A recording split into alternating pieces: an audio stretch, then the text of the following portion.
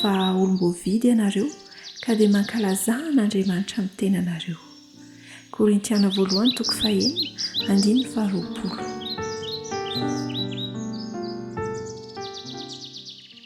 Ankoatran'ireo torolalana sy taridalana momba ny fahasalamana izay nianarantsika naverimberina nandritra ny fotoana maro, dia ity no tena zava-dehibe indrindra, ny fahatokiana an'Andriamanitra. Mahasalama ny mahatoky sy ny mity an'Andriamanitra. Io indray zany ilay litera farany amin'ilay teboka 8, ilay hoe new start, dia ny atao hoe fahatokiana an'Andriamanitra. Amin'ny teny vahiny moa zany dia atao hoe trust in God, mahatoky an'Andriamanitra. Ka na dia eo aza ireo zavatra rehetrarehetra fitaizam-pahasalamana izay tsara nampiaritsika, dia hotovonana an'ity fahatokiana an'Andriamanitra ity, dia tanteraka ny maha isika antsika iray manontolo. Aoka ho fantatsika fa an'Andriamanitra ny tenantsika, an'Andriamanitra ny tenantsika. Ary novidian'Andriamanitra tamin'ny sarany lafo dia lafo. Ka izao, io Andriamanitra nahary antsika io dia tsy vitany hoe mahalala ny fiasany taova ao anatintsika sy ny sakafo ilaintsika fotsiny, fa tena miay antsika sy mikarakara antsika mihitsy Andriamanitra. Ary raha tsy noho ny fikarakaran'Andriamanitra tsy hakiato ny fiarovany, dia izao ohatra anankiray tsy tempo ny fotsika, rehefa tsy mitempo ny fo dia ahoana? Maty.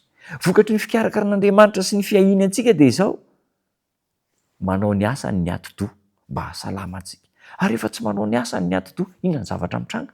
Malemy, maty isika.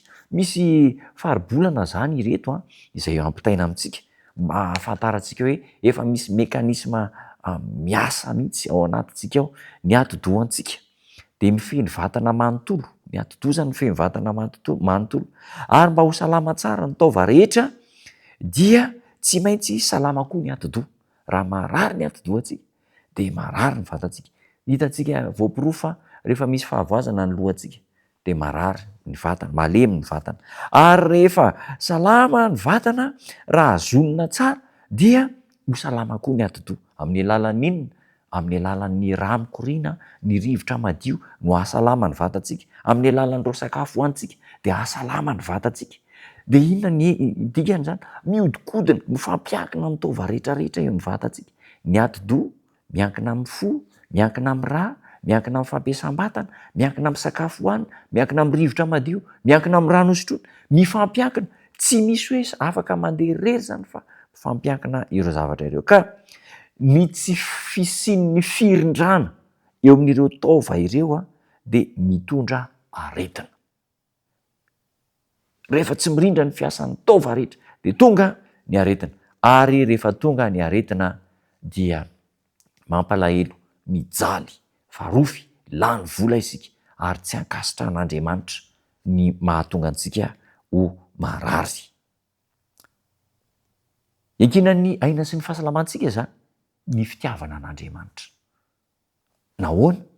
Tokony ho tsapantsika fa Andriamanitra no mampiasa an'ireo milina rehetra ao anatintsika, ary fantany ny fiodin'ireo tsiramoka rehetra, hormona filazantsika azy, karazana hormona be dia be ny ao anatin'ny vatantsika ao izay mahatsara ny vatantsika. Efa fantatr'Andriamanitra ireo hormona, ny isan'ny taolana, ny isan'ny hozatra, ny lanjan'ny taova, ny pitsopitsony zavatra, hain'Andriamanitra mitsipiriany ny taova ao anatintsika. Ka ireo izay manoka tena manao ny asan'Andriamanitra, mitory ny filazantsara, manambara ny fahamarinana ary miasa tsy hakiato, dia tokony hiara-miasa amin'Andriamanitra amin'ny alalan'ireny taova izay nomen'Andriamanitra, mampahafantatra ny olona. Zany mahatonga ny hoe rehefa misy conférence atao dia misy ny atao hoe conférence momba ny fahasalamana, asiana an'ireny satria tsy misaraka mihitsy ny atao hoe fitoriana filazantsara sy ny resaka fahasalamana.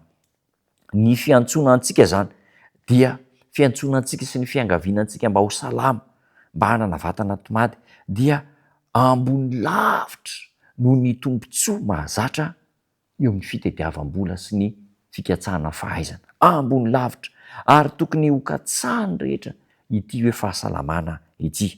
Na izany aza dia tsy tokony atao atsirambina koa ny hiraka nampanaovin'Andriamanitra antsika dia nitondra ny afatry ny famonjena any amin'izao tontolo izao.